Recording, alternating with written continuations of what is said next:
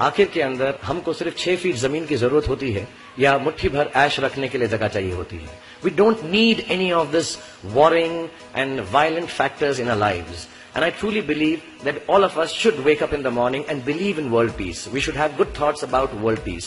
And the second initiative जो इन्होंने शुरू किया है वो है the Center of Humanity. क्योंकि मुझे ये भी लगता है कि जो हमारे रिलीजन्स हैं उसके बारे में जो लोग गलत बातें करते हैं उसकी वजह से वर्ल्ड पीस बहुत सफर करता है.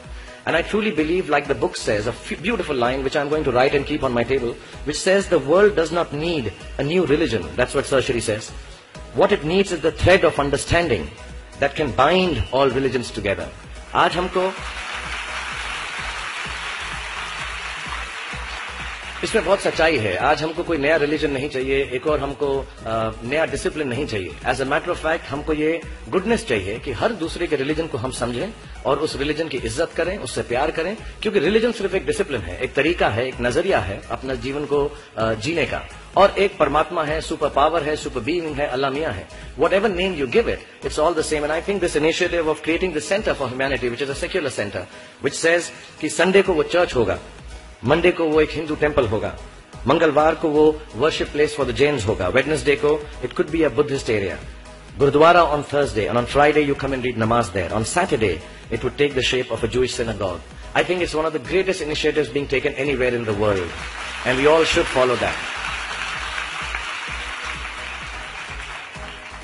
जितने भी जवान पीढ़ी के लोग यहाँ पर हैं मेरे जैसे जो 20-22 साल के हैं, उन सबसे मैं यही गुजारिश करूंगा कि प्रैक्टिकल पर्पसफुलनेस, कि जो काम आप कर रहे हैं उसका कहीं ना कहीं नतीजा अंजाम मिलना बहुत जरूरी है. अगर आप 8 घंटे काम कर रहे हैं तो उसकी आपको तनख्वाह मिलनी चाहिए.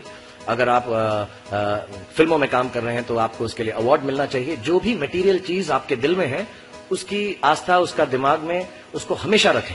मैं कभी भी किसी बच्चे को ये नहीं कहूंगा कि सारी जिंदगी सोशल वर्क में गुजार दो, अच्छे काम करो, सिर्फ प्रेयर करो. No, I think you should go and get what you want in life, all the material things. You should have a big house for your family, you should have a good car for your elder parents, you should be able to educate your sister and your daughter to the best possible way that you can.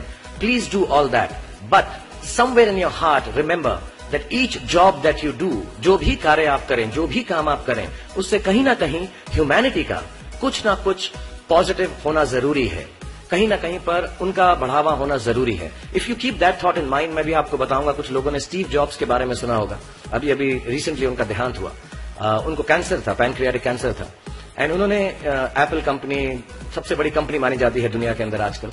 उन्होंने अपने अंतिम समय में 6 महीने में realise किया कि जब भी मुझे मालूम पड़ा कि अब मेरी मौत करीब है, मुझको फेलियर और सक्सेस दोनों का डर या उससे खुशी खत्म हो गई. मेरे दिल में सिर्फ एक ही बात थी कि जब भी मैं कोई चीज बनाऊंगा, कंप्यूटर बनाऊंगा या कोई भी गुड बनाऊंगा, उससे इंसानों का, ह्यूमैनिटी का क्या फायदा होगा.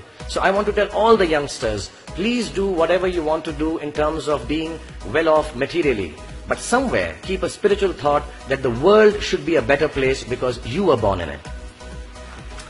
Apart from this, मुझसे कहा गया है कि एक